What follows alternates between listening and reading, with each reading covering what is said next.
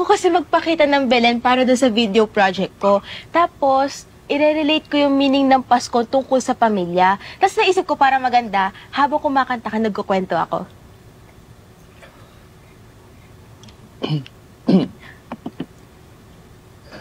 Oh, come on, ye faithful, joyful and triumphant. Oh, come ye together.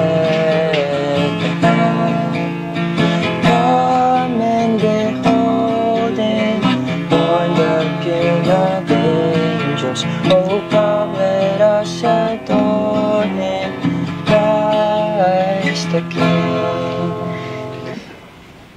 Pangit ba? Pwede na. Sorry, hanggang doon na lang kaya ko. Waka ba? Biro lang. Galing mo nga eh. Teka.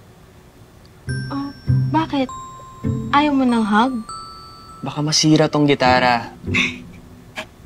O yan, pwede na.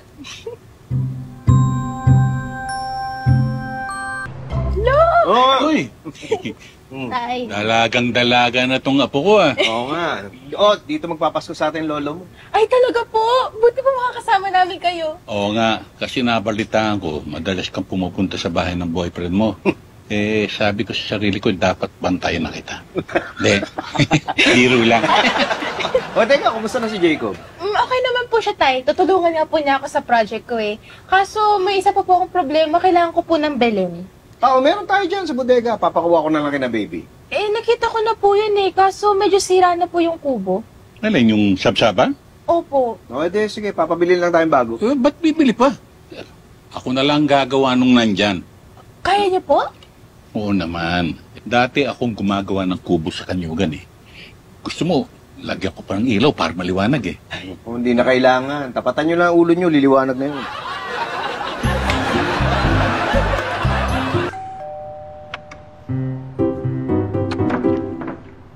Uy! Kanina ka pa dyan? Hindi, kadarating ko lang. Ngayain sana kita mag-bike eh. Ay, sorry. Kasi pumunta ako na Jacob eh. Nadala ko siya ng cupcakes. Sige, next time na lang. Teka, ikaw ba nag-bake niyan? Oo. Sana nga magustuhan niya eh. Ayun na. Gugustuhan niya yan. Masarap yan eh. Paano mo nasabi masarap eh, hindi mo pa natitikman? Paano ko matitikman kung di mo naman ako pinapatikim? Sandali ah. Ito. Sige. Yan. Ayan. Oh.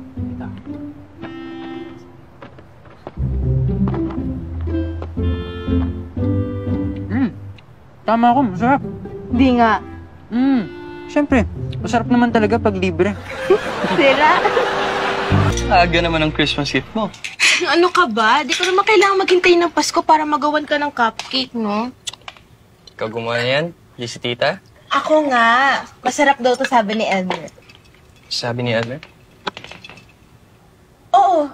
Nagpunta siya sa bahay kanina tapos pinatikim ko. Kaya pala kulang ng isa eh. Mukhang napapadalas na yata punta ni Elmer sa inyo ah. Nagpapaturo sa akin kasi ng math yun. Tapos minsan nagaya magbike. Bakit? Wala. Tikman mo na to. Yan. Ako na.